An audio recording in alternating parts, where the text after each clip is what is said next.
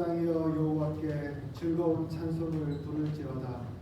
기쁨으로 여호와를 섬기며 노래하면서 그의 앞에 나아갈지어다.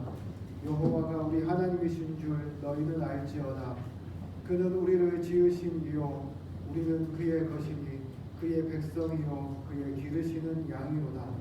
감사함으로 그의 문에 들어가며 찬송함으로 그의 궁정에 들어가서 그에게 감사하며 그의 이름을 송축할지어다. 여호와는 선하시니 그의 인자하심이 영원하고 그의 성실하심이 대대에 이르리로다. 아멘. 고마우신 하나님 아버지 은혜를 감사합니다. 겨울의 강력한 추위 속에서도 우리 성도들 지켜주시고 주님이 만세 전부터 복 주시기라고 약속하신 이 거룩한 날에 주님 앞에 나와 예배하게 해주셔서 감사합니다. 하나님 아버지, 오늘 우리가 드리는 이 예배를 받아주시고 우리에게 한없는 기쁨과 은혜로 채워 주시옵소서. 한 주간의 삶을 돌아보면 참 힘들고 어려운 일들이 많이 있었습니다. 그럼에도 불구하고 모든 순간에 하나님의 은혜가 있었음을 고백합니다. 하나님 아버지, 오늘 이 시간 우리가 주님의 그 은혜에 감사하게 하여 주시고 또 주님이 주시는 새 힘을 통해 내일부터 시작되는 한 주간도 믿음 안에서 살아가게 하여 주시옵소서. 이 시간 우리가 성령과 진리로 주님 앞에 나아갑니다. 성령 하나님, 이 자리에 좌정하여 주셔서 우리에게 성령으로 충만케 하여 주시고 주님의 영광을 바라보며 주님의 성호를 찬양하게 하여 주시고 진리의 말씀으로 우리의 가련 심령이 채워지는 은혜를 베풀어 주시옵소서. 예배를 시작합니다. 마칠 때까지 성령께서 인도하여 주시며 악한 마귀 사탄 틈타지 못하게 지켜 주시옵소서. 감사드리며 예수님 이름으로 기도드립니다. 아멘. 찬송가 35장 같이 드리겠습니다.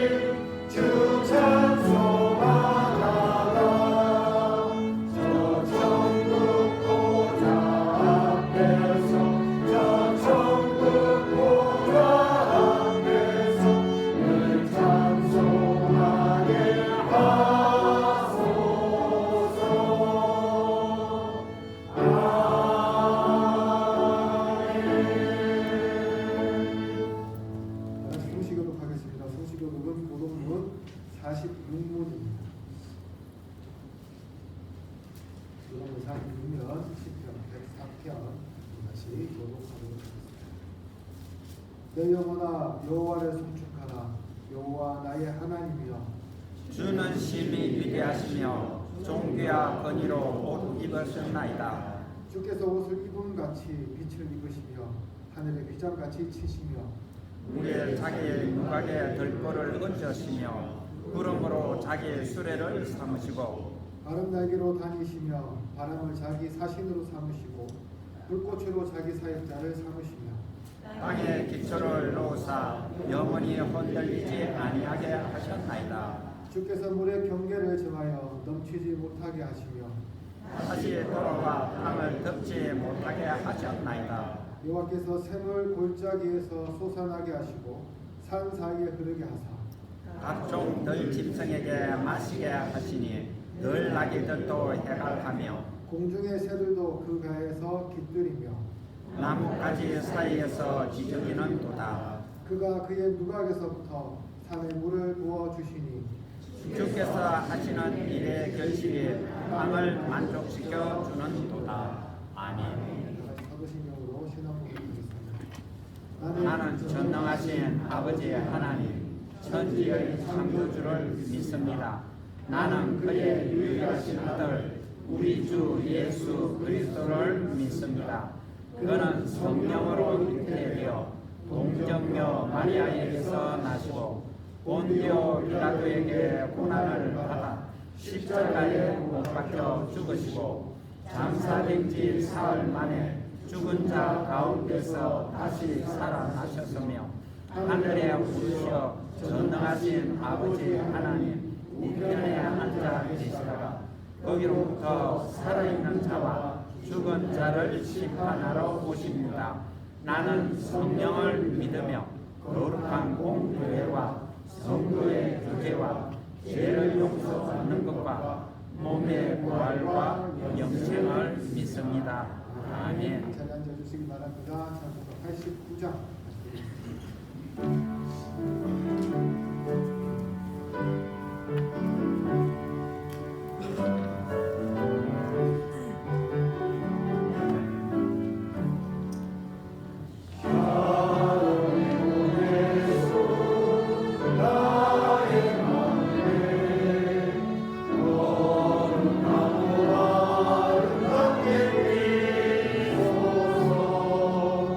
내 생명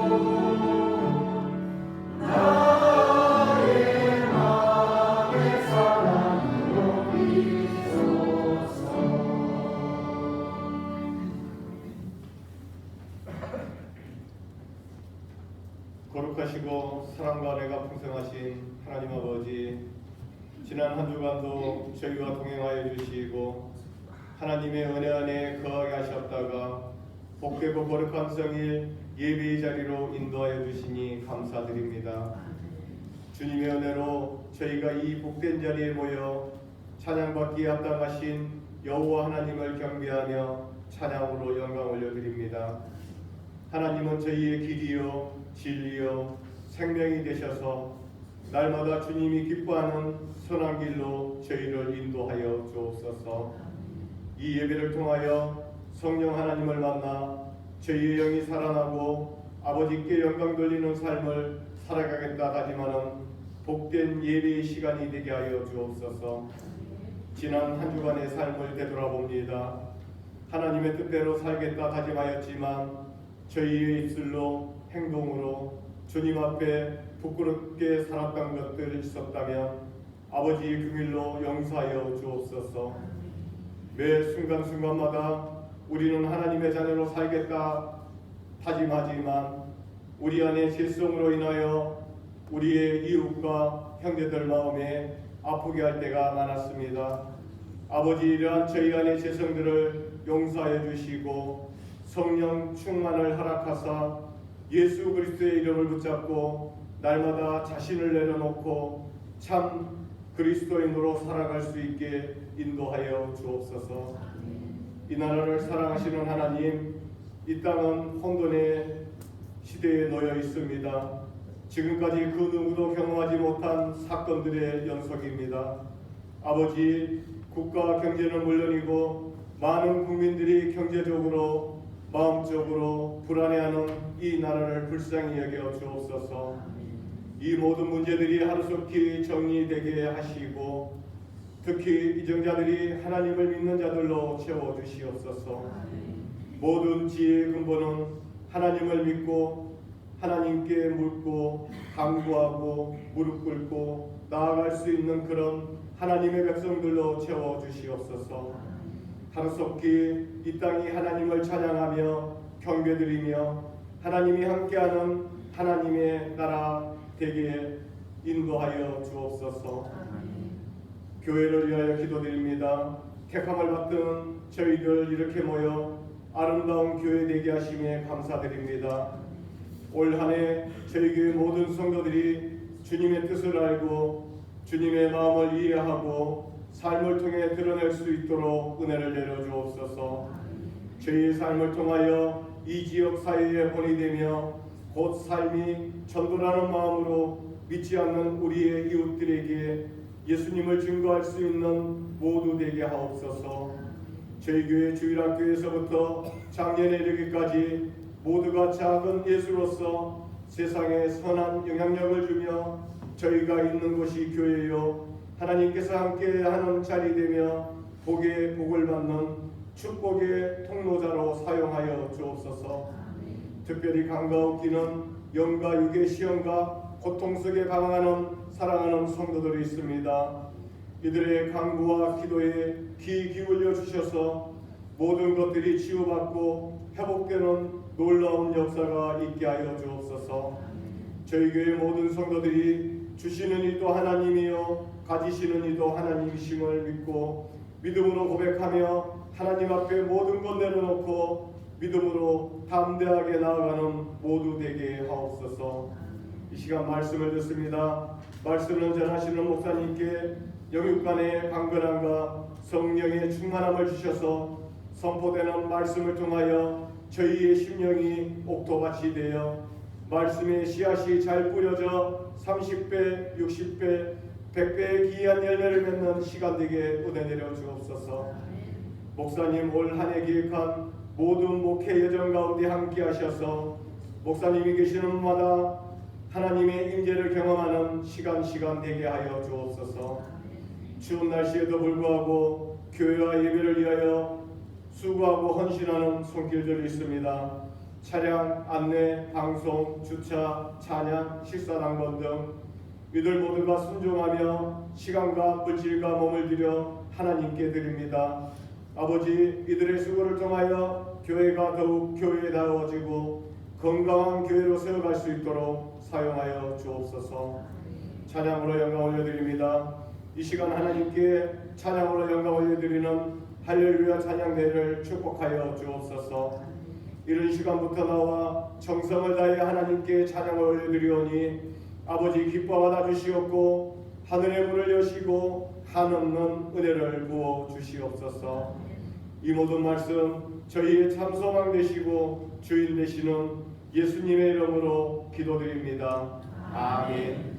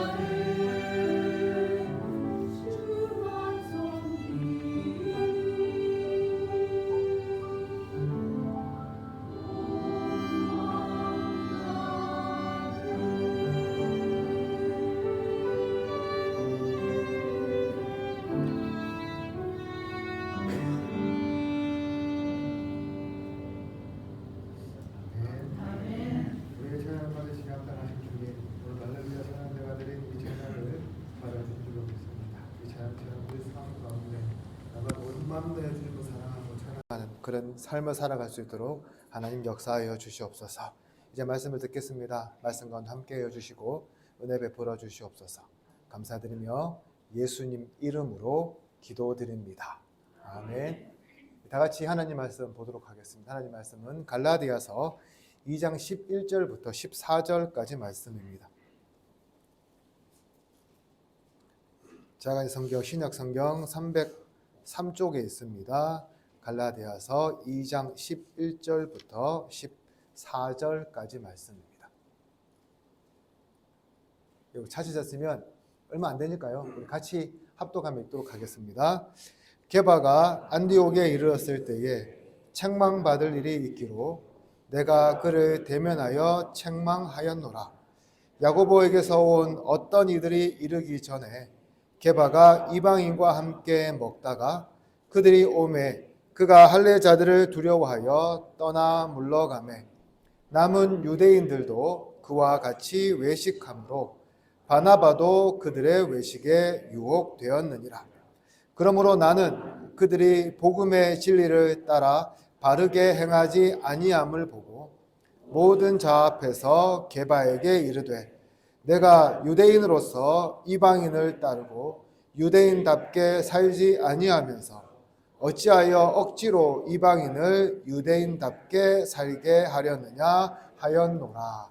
아멘.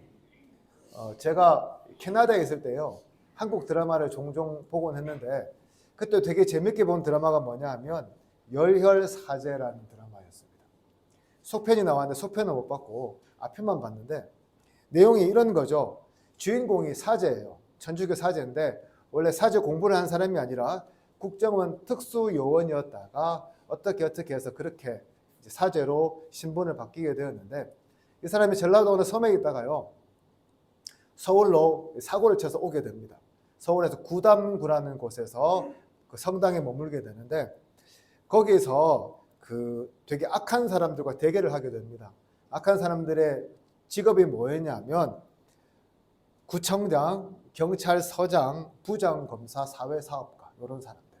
그러니까 겉으로 보기에는 굉장히 훌륭하고 멋있어 보이는 사람인데 이 사람들의 뒤를 보면 어떤 사람이냐 하면 온갖 범죄에 다 연루되어서 그 범죄의 수익금을 가지고 비자금을 만들어서요 사는 그런 사람들이었어요. 다시 말해서 겉은 굉장히 그럴듯하게 포장되어 있는 사람이지만 속은 그렇지 않은 굉장히 위선적인 사람이었다는 거죠. 그리고 그 사람들과 대결하는 모습들을 그 드라마는 잘 보여줍니다. 이 드라마를 보면서 느끼는 것은 뭐냐 하면 사람들이 이 위선이라는 것을 굉장히 싫어하고 미워하고 이런 사람들을 응징하는 것을 굉장히 통쾌하고 즐거워하는구나라는 그런 생각이었습니다. 여러분, 위선이 무슨 뜻일까요? 한문으로 보니까 위선이요, 거짓 위자에다가 선할 선자더라고요. 그러니까 거짓으로 착한 척하지만 실제로는 그렇지 않은 것을 우리가 위선이라고 말하고 또한 그렇게 행동하는 사람들을 가리켜 우리가 위선자라고 이야기를 합니다. 그러니까 선하지 않은데 거짓으로 선한 척하는 게 위선이에요. 서구에서는 위선을 거짓으로 위장한 악 이렇게 정의를 하기도 하더라고요. 문제는 이 위선이라는 것이요 우리 삶 가운데 굉장히 깊숙이 들어와 있다는 겁니다. 여러분 어떻습니까? 여러분들은 위선자입니까? 그렇지 않은 사람들입니까? 오늘날 많은 불신자들이 교회를 비난하는 이유들 이렇게 목록을 보게 되면 꼭 들어가 있는 게 있어요. 뭐냐면 위선적이란 말이에요. 왜 위선적이라고 말할까 곰곰이 생각해 보니까 사람들은 교회를 다니게 되면 기본적으로 착하게 살 거라는 기대를 가지고 있는 것 같아요. 근데 그런 기대를 충족시켜 주지 못하니까 그 많은 이유들 중에 위선적이라는 말이 들어가지 않는가라고 생각해 보았거든요. 근데 정말 다시 한번 생각해 보니까 우리 교회 안에 위선적인 요소가 정말 많이 있더라고요. 여러분은 위선자입니까? 아닙니까? 사실 설교를 준비하면서 저부터도요 위선자가 아닌가라는 생각을 해보았어요. 좀 부끄러운 고백이지만 여러분들이 저를 이렇게 보고 있으면 왠지 제가 좀 더 거룩해져야 한다는 그런 생각을, 압박감을 느낍니다. 그러면서 여러분 어떻게 느꼈을지 모르겠지만 나도 모르게 목사라면 내가 이렇게 행동해야겠구나라는 그런 행동들을 하게 됩니다. 뭐 목사답게 행동하는 것이 뭐가 나쁘겠냐고 말할 수 있겠죠. 다만 제 마음이 그렇지 않으면서 남들 눈에 그렇게 보여지기 위해서 행동하는 경우들이요 있다는 거예요. 여러분들 어떻습니까?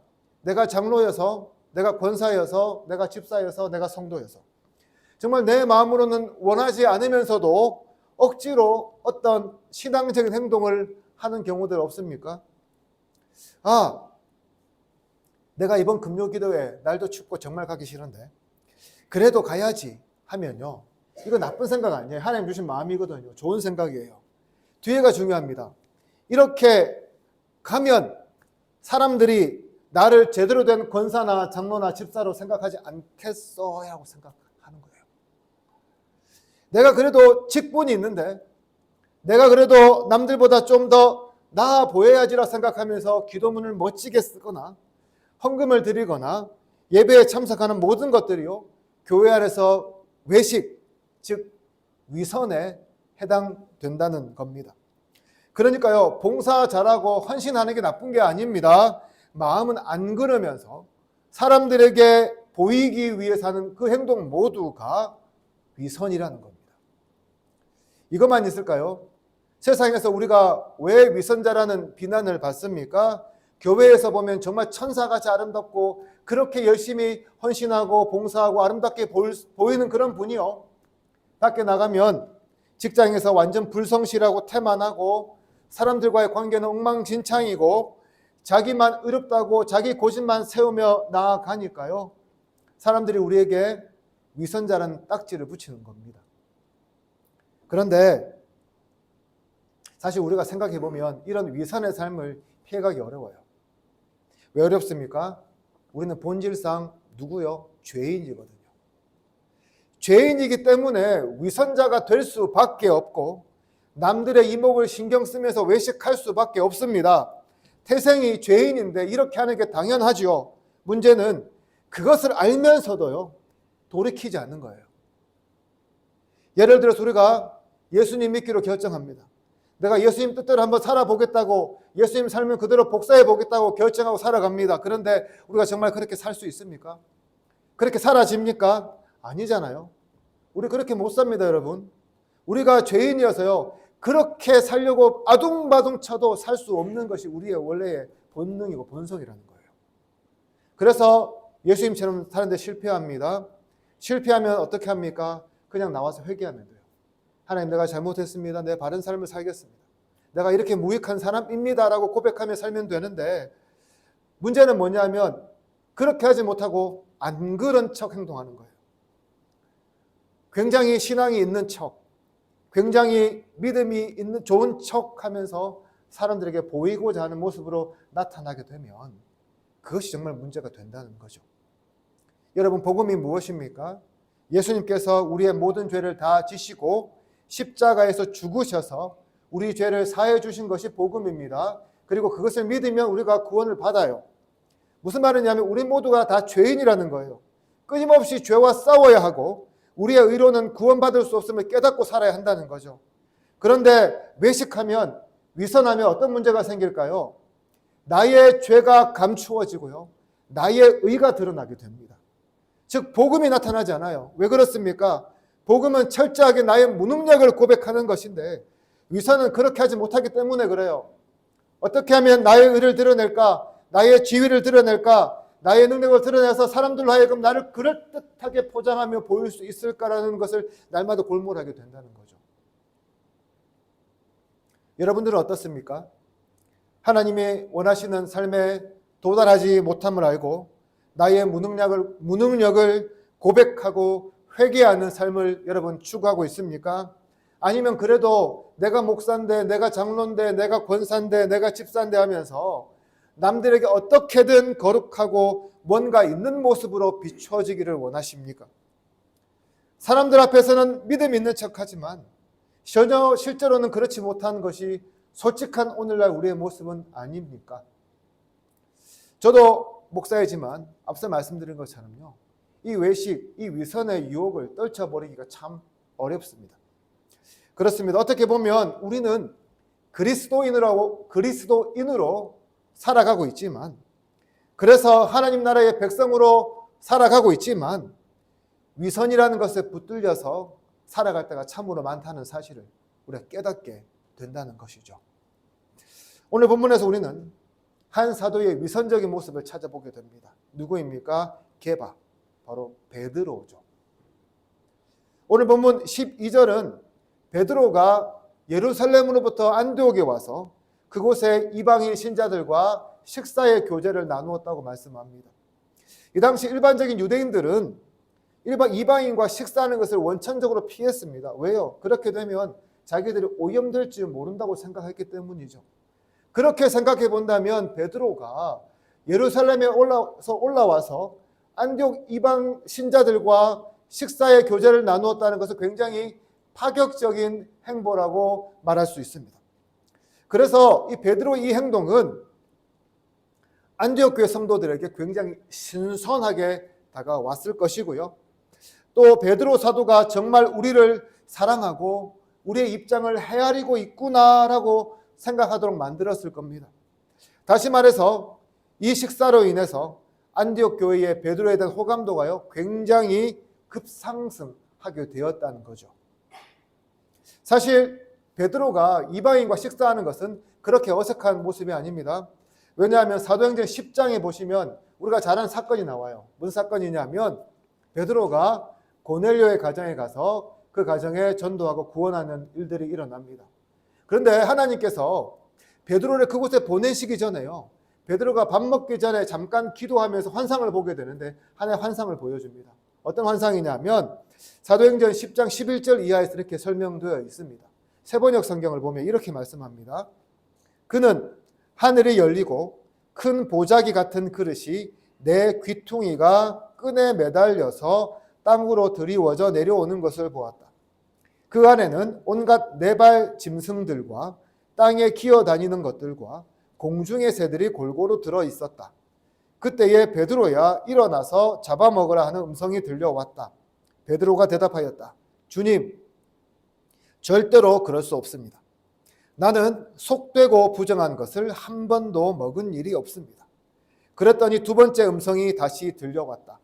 하나님께서 깨끗하게 하신 것을 속되다고 하지 말아라. 이런 일이 3번 있은 뒤에 그 그릇은 갑자기 하늘로 들려서 올라갔다. 여러분, 환상이 있기 전에 베드로의 생각은요, 일반적인 유대인들과 다름이 없었습니다. 음식법 지켜야 하고 정결법 지켜야 하고 안식일법도 지켜야 하고 할례도 받아야 한다고 믿었습니다. 그런데 환상 가운데 예수님께서 율법에 위배되는 음식을 내려주시면서 먹으라고 하시니 그간 반응이 무엇입니까? 주님, 저는 절대 못합니다 라고 대답해요. 그렇습니다. 누군가에게 뿌리 깊이 어떤 사고가 주입이 되면 거기서 벗어나는 것이 사실 쉬운 일이 아니라는 거죠. 여러분, 유대인들이 왜 이런 법들을 정해서 지키도록 했을까요? 정말 그들이 하나님을 사랑하고 말씀을 사랑해서 이것을 지키도록 했을까요? 정말 그들이 유대인 자기들의 장로들, 율법에도 없는 장로들의 유전까지도 왜 문자 그대로 그들이 지키려고 애쓰고 발버둥 쳤을까요?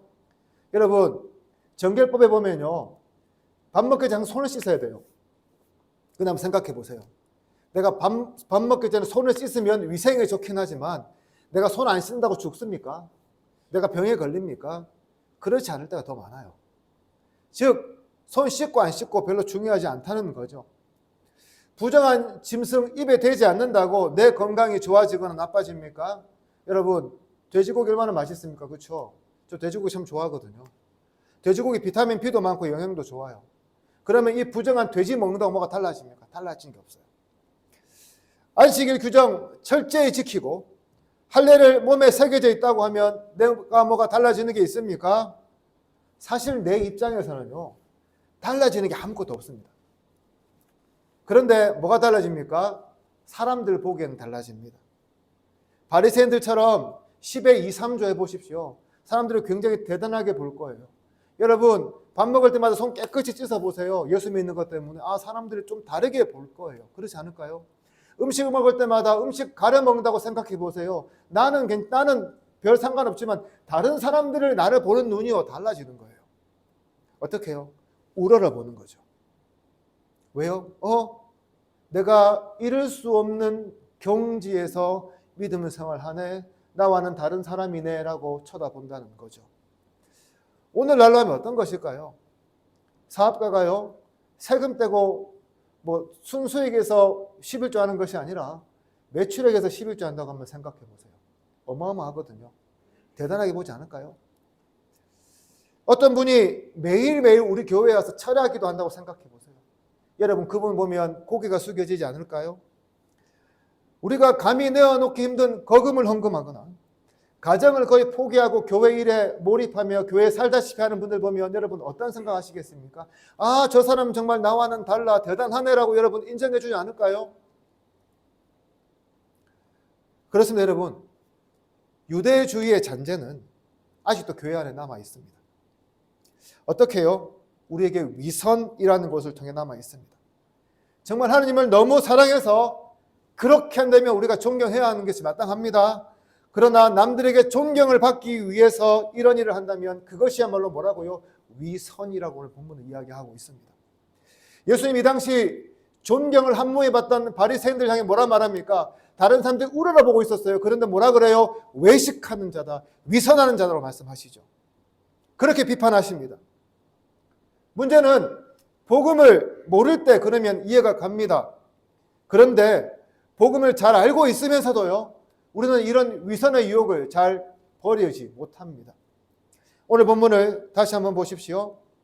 이미 고넬료라는 이방인의 가정을 구원하고 음식법의 규례가 철폐되었음을 잘 알고 있던 베드로는 안디옥에 와서 이방인들과 거리낌 없이 식사합니다. 왜요? 자기도 문제 없는 거 잘 알았거든요. 예수님이 말씀하셨으니까 뭐가 거리낄 게 있겠습니까? 그래서 한치의 망설임도 없이 도리어 복음 안에서 모든 것을 수용해야 한다는 입장에서 베드로는 이방인과의 식사 자리를 피하지 않았습니다. 아니요, 어쩌면 베드로가 먼저 이런 자리를 만들었을지도 모르겠습니다. 그런데 이런 베드로에게도 위선의 유혹이 다가옵니다. 그리고 그 유혹에 그는 넘어지고 맙니다. 오늘 본문 11절과 17절부터 13절 보십시오. 이렇게 말씀합니다. 게바가 안디옥에 이르렀을 때에 책망받을 일이 있기로 내가 그를 대면하여 책망하였노라. 야고보에게서 온 어떤 이들이 이르기 전에 게바가 이방인과 함께 먹다가 그들이 오매 그가 할례자들을 두려워하여 떠나 물러가매 남은 유대인들도 그와 같이 외식하므로 바나바도 그들의 외식에 유혹되었느니라. 방금 읽은 말씀을 보시면 야고보에게서 온 이들, 즉 예루살렘 교회에서 온 사람들이 도착하기 전에 베드로는 이방인들과 식사 잘하고 있었어요. 그런데 그들이 도착하니까 어떻게 했다고요? 갑자기 그 자리를 떠나버린 거예요. 여러분 상상 가십니까? 밥 먹다가요, 갑자기 놀라서 그 자리를 떠나버린 거예요. 중요한 것은 베드로의 그 모습을 보고 함께 식사하던 다른 유대인들, 심지어 안디옥 교회의 담임 목사라고 말할 수 있는 바나바마저도 베드로의 행동을 보고 그대로 따라가 버린 거죠. 여러분, 이스라엘의 식사는 단순히 밥 먹는 게 아니에요. 아니, 오늘날도 사실 누군가 밥 먹다가요, 다른 사람 눈치 본다고 그 자리에서 일어나 가버리면 그것만큼 신뢰가 어디 있습니까? 그런데 이 당시 이스라엘 문화에서는 이건 정말 보통의 결례가 아니었습니다. 고대 근동 이스라엘 주변의 문화에서 함께 식사를 하다는 것은 단순히 밥을 먹는 것을 의미하는 것이 아니었어요. 이 지역에는 오래전부터 군사적으로 동맹을 맺거나 아주 중요한 조약을 맺을 때에 함께 식사하는 전통이 있었습니다. 그런 면에서 보면 이 베드로가 안디옥 교회의 이방인 성도들과 함께 식사를 하는 행위는 지금 같이 밥을 먹고 있는 이 상대방을 나와 완전히 같은 편으로 인정하는, 선언하는 그런 행위라고 말할 수 있습니다. 다시 말해서 지금 한 상의 식사는 우리 모두는 한 배를 탄 사람이야, 한 형제야, 한 자매야, 우리는 복음 안에서 하나가 되었어라는 그런 선언하는 자리였다는 거죠. 그런데 어떻다고요? 이 중요한 자리에서 가장 중요한 지도자인 베드로가 중간에 자리를 박차고 나가버렸어요. 어떨까요? 안디옥 교회 성도들 입장에서는 이게 뭐야? 우리가 정말 그것밖에 안 되나 하는 수치감을 느낄 수밖에 없는 상황이 벌어지고 말았다는 거죠.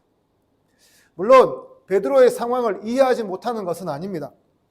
유대주의자들에게 괜한 오해를 불러일으키고 싶지 않아서, 그리고 함께 식사를 한 안디옥 교회 성도들을 혹시나 모를 비난으로부터 지켜주기 위해서 베드로가 일부러 그런 행동을 했다고 우리가 추정해 볼 수도 있습니다. 그럼에도 불구하고 같은 신앙을 지닌 운명 공동체임을 선언하던 그 자리를 떠나 일어난 것은 유대인과 이방인의 하나됨이라는 교회의 거룩한 공동체성을 교회 지도자인 게바가 앞장서서 부정한 것이나 마찬가지인 그런 결과를 낳고 말았다는 거예요. 이러한 베드로의 태도에 안디옥 교회 성도들 마음이 어땠을까요? 우리는 어쩔 수 없이 유대인보다 열등한 존재구나. 우리는 그들에 비하면 베드로 사도의 입장에 봐서도 하찮은 존재에 불과하구나. 우리는 그저 베드로가 한번 만나주는, 밥 한번 먹어주는 그런 존재에 불과했네 라는 차별적 생각을 할 수밖에 없었다는 거죠. 그러면서 어떤 생각을 했을까요? 구원은 예수님 믿는 것만으로 부족하니 할례도 받고 음식법과 정결법도 지키고 안식법도 다 지키는 거의 유대인이 되어야 하는구나라고 그들의 복음에 대한 생각도 왜곡될 수 있었다는 거예요. 제가 생각하기에 초대교회는 3번의 큰 위기가 있었습니다. 첫 번째 위기는 뭐냐 하면 아나니아와 삽비라가 성령을 속인 거죠. 이것도 물론 자기들이 사람들에게 인정받기 위한 위선의 요소가 담겨 있습니다. 두 번째는 무엇입니까? 예루살렘 교회에 핍박이 임한 거예요. 그리고 세 번째가 바로 이 사건입니다. 왜요? 이 사건 잘못 해결되면요, 기껏 예루살렘 외부에 만들어 온 이방인 베이스인 교회가요, 그 복음의 하나됨에 탈퇴해서 자기 길을 가거나, 또한 그 일 때문에 바울로 표명되는 그러한 선교가 막히거나 여러 가지 문제를 야기할 수 있었기 때문입니다. 이러한 위기의 상황에서요, 바울은 베드로의 행동을 위선이라고 지적합니다. 책망하죠. 오늘 우리가 읽은 13절과 14절은 이 부분을 외식이라고 번역하고 있지만 이 말은 헬라어로 보면 후포크리시스란 말이고 위선을 의미합니다. 바로 이런 이유로 바울은 아예 대놓고 베드로를 책망합니다. 여러분, 조용히 이야기하는 건 아니에요. 모든 사람들이 다 보는 앞에서요, 공개적으로 나무라고 망신 줍니다. 이렇게 말이죠. 당신은 유대 사람인데도 유대 사람처럼 살지 않고 이방 사람처럼 살면서 왜 이방 사람더러 유대 사람이 되라고 강요합니까? 라고요. 어떻습니까? 여러분 같으면요, 제가 큰 실수를 했어요. 그럼 대놓고 딱 일어서서 목사님 잘못했어요 말할 수 있겠어요? 우리나라 정서상 거의 불가능하죠. 그렇죠? 여러분, 사실은 그뿐만이 아니라 어떤 사람이 큰 잘못을 했다고 하더라도 우리 사람의 마음은 대놓고 그 사람을 비난하지 않는 것이 어떻게 보면 에티켓처럼 우리에게 담겨 있는 것 같아요. 그렇다면 이 게바의 행동을 바울은 왜 위선이라고 비난할까요? 비록 베드로가 유대주의자들과 충돌을 미연에 방지하기 위해서 그렇게 했다고 핑계 삼을 수 있겠지만 안디옥 교회 성도들의 마음을 보면 그게 아니거든요. 베드로가 속마음은 우리를 다른 유대인처럼 벌레처럼 여기면서 그냥 겉으로 그런 모습을 보였네. 참 가식적이다. 참 위선적이다 생각할 수 있는 그런 행동을 했기 때문이었습니다. 그렇게 본다면 이 베드로 행동을 둘이만 모여서 만나서 책망한다고 해결되는 게 아니라는 거예요. 그 책망을 이방인들이 다 모여있는 곳에서 해야지 그 사람들이 그 부분이 해결되었다고 생각할 수밖에 없다는 거죠. 그래서 바울은 모든 사람들이 다 있는 곳에서 베드로를 공개적으로 책망합니다.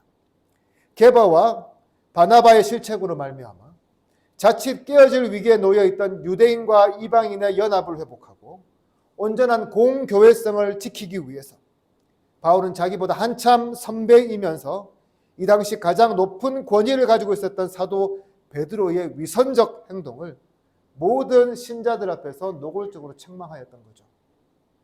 이 책망을 하면서 바울의 마음이 편했을까요? 자기보다 높아 보이는 사람, 선배인 사람 책망하면서 즐거웠을까요? 내가 좀 낫지라고 생각했을까요? 아니에요. 바울도 고통했을 것이 분명합니다.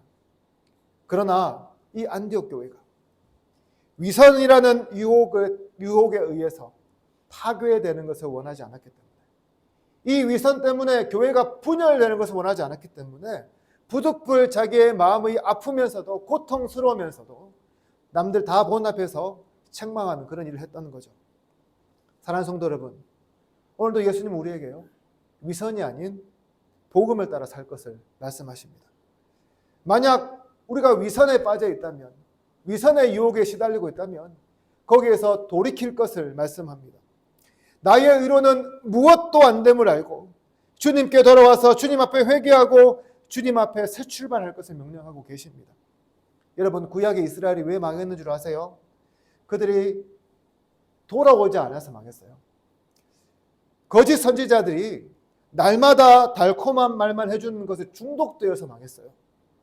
아모스서에 보면 오늘날 기준으로 북이스라엘이 얼마나 신앙생활 잘했는지 몰라요. 헌금 열심히 드려요. 예배도 너무 많이 드렸어요. 거의 교회에 살았거든요.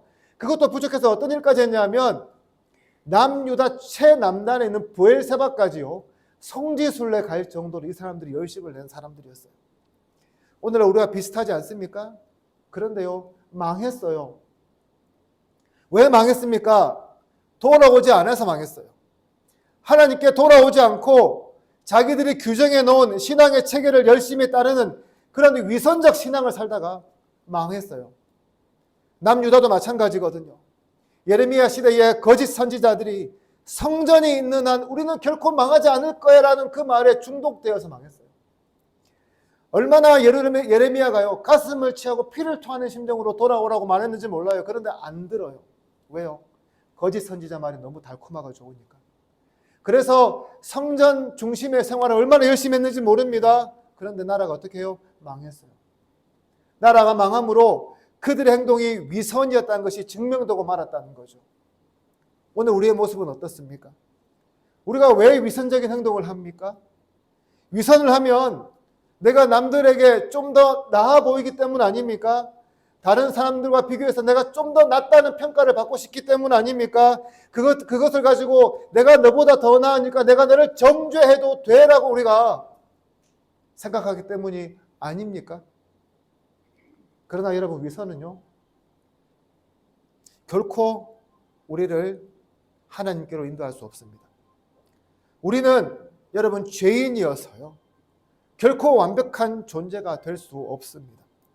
누구나 실수하고 넘어질 수밖에 없고 예수님이 가신 그 길을 따라가는데 100% 실패할 수밖에 없는 존재가 누구라고요? 바로 저와 여러분들이에요.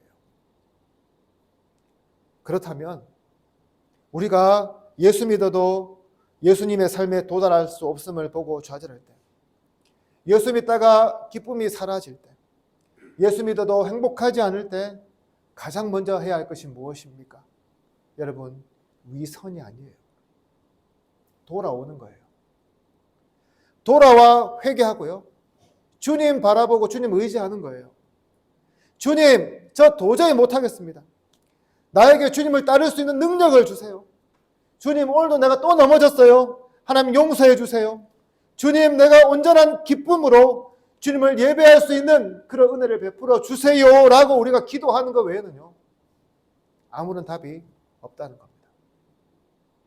그렇습니다. 여러분, 우리 철저히 무능한 사람들입니다. 그러나 우리가 주님 앞에서 무능력함이 아니라 내 힘으로 뭔가 할 수 있다고 믿기 시작하면 우리의 삶은 위선으로 흐를 수밖에 없습니다. 그리고 그 위선은 우리 개인을 망하게 하고요, 우리 공동체를 망하게 하는 지름길임을 우리는 잊어서는 안 됩니다. 사랑하는 성도 여러분, 오늘날 우리는 교회 내에서 이런저런 말로 상처를 받습니다. 밖에서는 교회를 향해 수많은 비난을 퍼붓는 소리를 들으며 우리의 가슴이 참 아픔을 느낄 때가 많습니다. 그리고 그 이면에는 바로 우리의 위선적인 신앙이 자리 잡고 있음을 우리가 깨닫게 됩니다.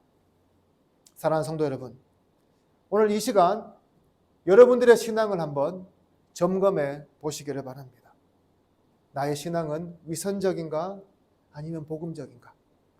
나의 신앙은 남의 눈치를 보면서 나의 의를 자랑하며 남을 정죄하고 있는가? 아니면 주님 앞에 모든 것을 다 맡기고 있는가? 라고 말이죠. 오늘 이 시간 우리의 신앙을 다시 한번 생각해 보면서 위선의 신앙을 내려놓고 복음의 신앙을 회복하며 복음으로 나아가는 저와 여러분 되기를 주님의 이름으로 축복합니다. 기도드리겠습니다. 하나님 아버지 감사합니다. 오늘도 우리를 예배의 자리로 불러주시고 말씀하여 주셔서 감사합니다. 오늘 말씀처럼 우리가 믿음 생활할 때나 세상에 살아갈 때에 위선으로 행하지 않게 하여 주시고 위선이 아닌 회개와 하나님을 의지하는 참된 복음의 삶을 살아가게 하여 주시옵소서.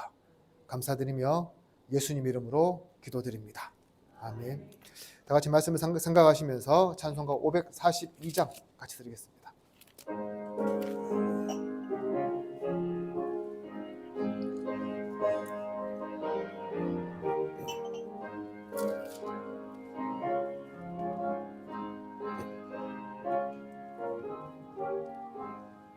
구주 예수 의지함이 심히 기쁜 일일세 영생 허락 받았으니 의심하주 없도다.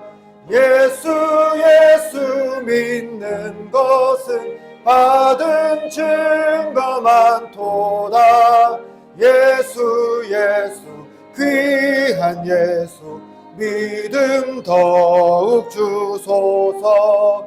구주 예수 의지함이 심히 기쁜 일일세 주를 믿는 나의 마음 그의 피에 적시네.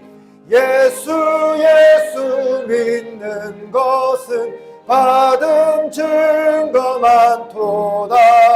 예수 귀한 예수 믿음 더욱 주소서. 구주 예수 의지하여 죄악 벗어버리네.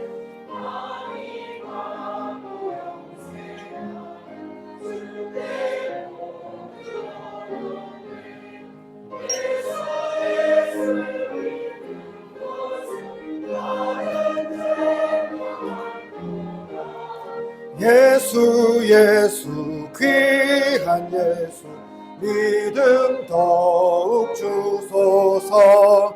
구주 예수 의지하여 구원함을 얻었네. 영원 무궁지나도록 주여 함께 하소서. 예수 믿는 것은 받은 증거 많도다. 예수 귀한 예수 믿음 더욱 주소서. 아멘. 우리의 전부가 되신 아버지 하나님, 은혜를 감사합니다. 우리에게 예배를 할 수 있는 특권을 주시고 또 우리에게 우리의 것을 구별하여 주님께 드리게 하심 참으로 감사합니다. 하나님 아버지, 드린 손길들 기억하여 주셔서 복의 복을 다하여 주시고 하늘문을 여시고 축복하여 주시옵소서. 요즘 경기가 참 좋지 않고 어렵다고 합니다. 주님께서 우리 성도들의 삶을 붙들어 주셔서 모두가 다 어렵다고 하는 시대이지만 주님의 특별한 복을 받아 이 땅의 삶이 더욱 풍성해지게 하여 주시옵소서. 예물이 쓰이는 곳곳마다 하나님 큰 영광 드러나게 하여 주시옵소서. 감사드리며 예수님 이름으로 기도드립니다. 아멘. 광고 말씀드리겠습니다. 오늘도 저희 교회 오신 여러분들을 주님의 이름으로 환영합니다. 오늘 오전 예배 후에 구역장님들 잠깐 남아 주시길 바랍니다. 잠깐 드릴 말씀이 있어서 모여주시고요. 이 앞에 있는 꽃은 지금 미국에 가셨지만 안형일 목사님이라고 저에게 출석하시는 미국의 은퇴 목사님이 계세요. 그 목사님이 그 손주 돌이라고 그 돌을 감사하는 마음으로 이렇게 꽃꽂이를 해주셨습니다. 여러분 기억해 주시길 바랍니다. 이제 다 같이 일어나셔서 찬송가 53장 같이 드리겠습니다.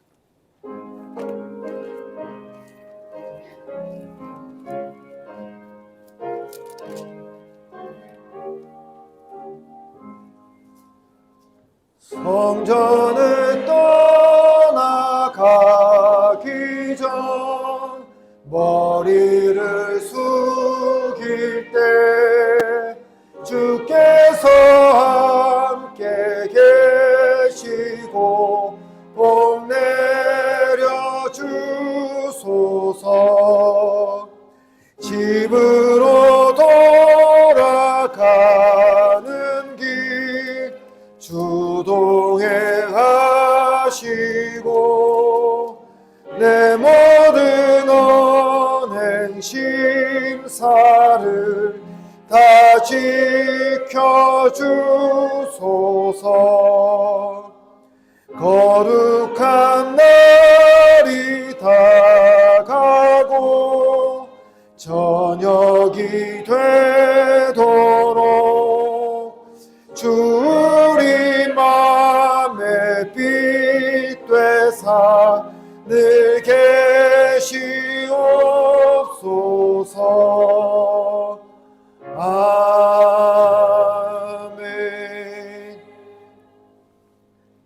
주 예수 그리스도의 은혜와 하나님의 사랑과 성령의 교통하심이 너희 무리와 영원토록 함께 있을지어다.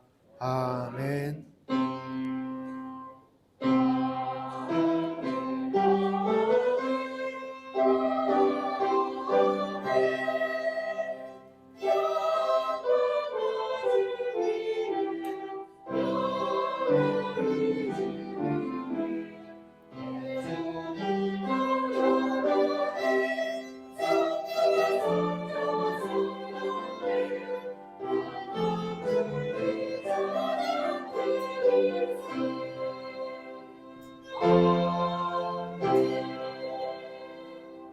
우리 앞에 좌우로 인사하겠습니다. 사랑합니다. 축복합니다. 반갑습니다. 우리 서로보다 축복까지 서로를 향해서